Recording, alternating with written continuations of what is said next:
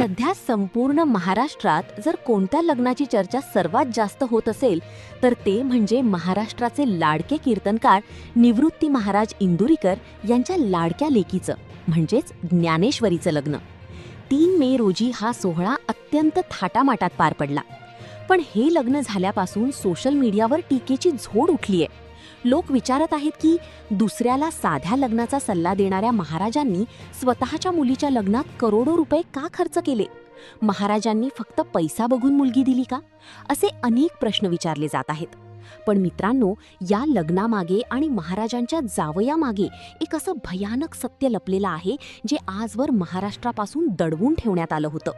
आज या लग्नाचं असं एक गुपित उघडकीस आलंय ज्याने सर्व लोकांना धक्का बसलाय.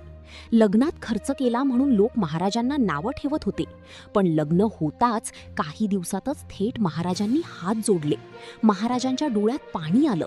मुलीने फोडला टाहो. असं काय झालं की इतक्या कमी दिवसातच एका बापाला मुलीसमोर हात जोडून माफी मागावी लागली?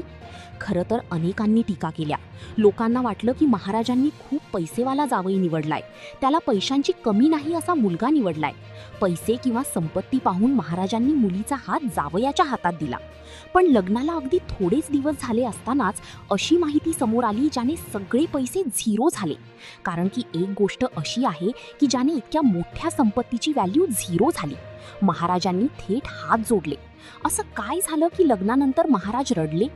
कोणत्याही बापाला वाटतं की आपली मुलगी ही श्रीमंताच्या घरात जावी, तिला तिथे काहीच कमी पडणार नाही. पण बऱ्याच वेळा एखादी गोष्ट अशी समोर येते ज्याने सगळा पैसा झिरो होऊन जातो. मग नेमकं काय असं सत्य उघडकीस आलं की ज्यामुळे पैसा झिरो झाला? पण ते सत्य समोर आलं आणि थेट महाराजांच्या डोळ्यातच पाणी आलं. आज सोशल मीडियावर महाराजांच्या मुलीच्या लग्नाबाबत आणखीही व्हिडिओ त्या ठिकाणी येत आहेत. काही दिवसांपूर्वीच लग्न झालं, त्यानंतर सत्यनारायणाचा कार्यक्रम झाला, त्यानंतर ज्ञानेश्वरी यांचा वाढदिवस देखील सासरी साजरा झाला होता. त्याचा देखील व्हिडिओ समोर आला होता. त्या व्हिडिओमध्ये ज्ञानेश्वरी अत्यंत खुश होती. महाराजांनाही तिचा तो व्हिडिओ पाहून अक्षरशः बरं वाटलं असेल. पण हे सगळं सुरळीत सुरू होतं. संसार चांगला चालू होता. काही दिवसांचा तो संसार होता.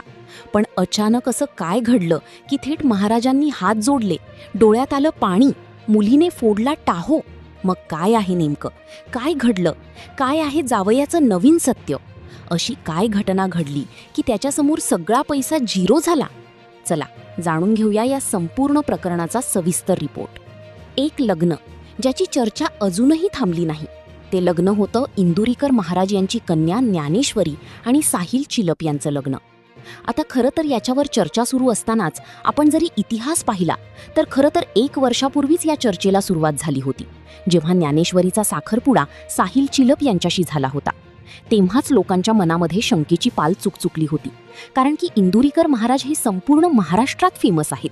मोठे नेते, मुख्यमंत्री त्यांच्या शेजारी बसतात. मग त्यांचा जावई नेमका कोण असेल आणि तो किती पैसेवाला असेल याचा प्रश्न सगळ्यांना पडला होता. 1 वर्षापूर्वीच समजलं होतं की साहिल चिलप हे मुंबईतले मोठे उद्योजक, त्यांचं साम्राज्य खूप मोठं. ही सगळी माहिती लोकांना होतीच. त्यामुळेच लग्न महाराजांनी इतकं मोठं केलं असं लोकांना वाटलं होतं. महाराजांनी पैसा पाहून मुलीचा हात त्याच्या हातात दिला अशी चर्चा सुरू झाली होती. पण अचानक असं काय घडलं की सगळा पैसा झिरो झाला? या गोष्टीसमोर अशी काय गोष्ट घडली की थेट महाराजांनी हात जोडले, मुलीने फोडला टाहो? खरं तर 700 कोटींची संपत्ती त्यांची अशी अंदाजित वर्तवली जात होती. पण अशी काही गोष्ट दिसली की ज्या गोष्टीपुढे सगळे पैसे झिरो झाले. काय होती ती गोष्ट? काय गुपित समोर आलं की ज्याने सगळं चित्र उलटं झालं? साखरपुड्यापासूनच महाराजांवर टीका झाली की त्यांनी इतका खर्च का केला. पण महाराजांच्या मनात काहीतरी वेगळंच सुरू होतं. त्यांना माहिती होतं की लोक बोलणार, पण त्यांनी एका बापाचं कर्तव्य पार पाडताना जावयामध्ये नक्की काय पाहिलं होतं हे गुपित त्यांनी स्वतःकडेच ठेवलं होतं. साहिल चिलप दिसायला अत्यंत शांत आणि संयमी आहेत, पण त्यांचा कौटुंबिक इतिहास हा एखाद्या चित्रपटाच्या कथेसारखा थरारक आहे. साहिल चिलप यांचे वडील सुनील चिलप यांचा इतिहास जेव्हा तपासला गेला तेव्हा धक्कादायक माहिती समोर आली. आज ज्यांच्याकडे शेकडो कंटेनर्स आणि कोट्यवधींची मालमत्ता आहे त्या चिलप कुटुंबाची सुरुवात एका साध्या शेतकऱ्याच्या घरातून झाली होती. पुणे जिल्ह्यातील जुन्नर तालुक्यातील काटेडे हे त्यांचं गाव. शिवनेरीच्या सावलीत वाढलेलं हे कुटुंब. 2003 सालचा तो काळ होता जेव्हा सुनील चिलप खिशात फक्त काही रुपये घेऊन मुंबईच्या गर्दीत आपलं नशीब आजमावायला आले होते. सुरुवातीला त्यांनी ट्रान्सपोर्ट क्षेत्रात एक साधा कर्मचारी म्हणून काम केलं. ट्रक ड्रायव्हर सोबत राहून, लॉजिस्टिकचे बारकावे शिकून, उपाशीपोटी दिवस काढून त्यांनी आपलं विश्व निर्माण केलं. एका ट्रकपासून सुरू झालेला हा प्रवास आज शेकडो ट्रक्सपर्यंत पोहोचला आहे. पण या मोठ्या प्रगतीमागे केवळ कष्ट नव्हते, तर एक अशी विठ्ठल भक्ती होती जिने या कुटुंबाला इंदुरीकर महाराजांच्या जवळ आणलं. नेमकं काय घडलं 2015 मध्ये? सुनील चिलप यांनी शून्यातून विश्व निर्माण केलं आणि साहिलने त्याला आधुनिक शिक्षणाची जोड दिली. साहिलने इंजिनिअरिंग पूर्ण करून वडिलांच्या व्यवसायाला नवी उंची दिली. नावाशेवा बंदराजवळील लॉजिस्टिक आणि रिअल इस्टेटमध्ये आज त्यांचा मोठा दबदबा आहे.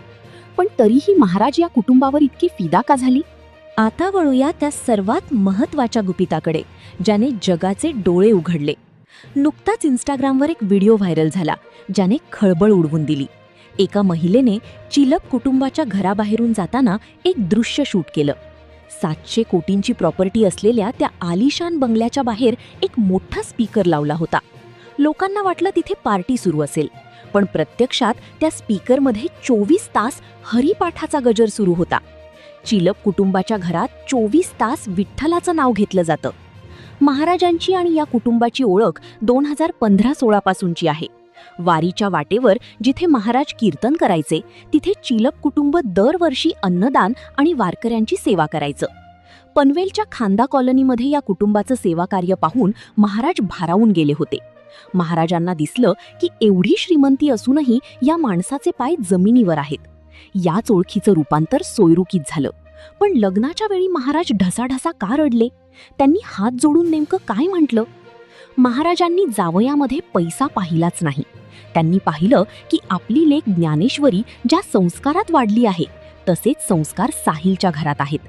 साहिलचे काका आणि वडील आजही दरवर्षी आषाढी वारीत विठ्ठलाची सेवा करतात. ज्या घरात पैसा असूनही देवाची भक्ती आहे, तेच घर माझ्या मुलीसाठी सुरक्षित आहे. हा निर्णय महाराजांनी 10 वर्षांपूर्वीच घेतला होता. चिलप कुटुंबाची मालमत्ता ही खरोखरच अफाट आहे. अधिकृत आकडे नसले तरी तज्ज्ञांच्या मते त्यांची संपत्ती 500 ते 700 कोटींच्या घरात आहे. मुंबई पुणे एक्सप्रेसवे लगत त्यांचे मोक्याचे भूखंड आहेत. मर्सिडीज, ऑडी, फॉर्च्युनर सारख्या महागड्या गाड्यांचा ताफा त्यांच्याकडे. पण महाराजांच्या दृष्टीने या सगळ्या गोष्टी शून्य होत्या. त्यांच्यासाठी महत्त्वाची होती ती काटेडे गावातील त्यांची वडिलोपार्जित शेती आणि तिथली आध्यात्मिक परंपरा. महाराजांना वाटत होतं की समाजाने फक्त त्यांचा जावई किती श्रीमंत आहे हे पाहू नये, तर तो किती संस्कारी आहे हे पाहावं. आजही साहिल आपल्या वडिलांच्या खांद्याला खांदा लावून काम करतो, पण त्याच्यात श्रीमंतीचा लवलेशही अहंकार नाही. आता या व्हिडिओच्या शेवटच्या भागात आपण पाहणार आहोत त्या बापाची भावनिक बाजू आणि महाराजांनी घेतलेला तो ऐतिहासिक निर्णय. लग्नानंतर जेव्हा महाराज सासरी गेले, तेव्हा त्यांनी आपल्या लेकीला तिथे सुखात पाहिलं. पण त्याच वेळी महाराजांच्या डोळ्यात पाणी आलं. ते रडले, कारण त्यांना जाणीव झाली की जगाला सुधारण्याच्या नादात त्यांनी आपल्या मुलीला लहानपणी वेळ दिला नव्हता. त्यांनी साहिलच्या कुटुंबासमोर हात जोडले आणि म्हणाले, असा जावई खरं तर कुणालाच मिळू नये, पण तो नशिबाने मला मिळाला.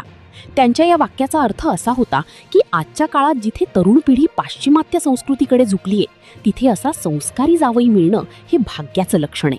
महाराजांनी पैसा नाही तर संस्कारांची श्रीमंती पाहिली. त्यांनी आपल्या मुलीचं कल्याण केलं, ते तिला सोन्याच्या ताटात जेव घालून नाही, तर तिला एका हरिभक्त कुटुंबात देऊन. मित्रांनो, आतापर्यंत तुम्ही या संपूर्ण प्रकरणाची सविस्तर माहिती ऐकली आहे. पण एक मराठी माणूस म्हणून आणि महाराजांचे विचार ऐकणारा एक प्रेक्षक म्हणून मला तुम्हाला काही महत्त्वाच्या गोष्टी सांगायच्या आहेत.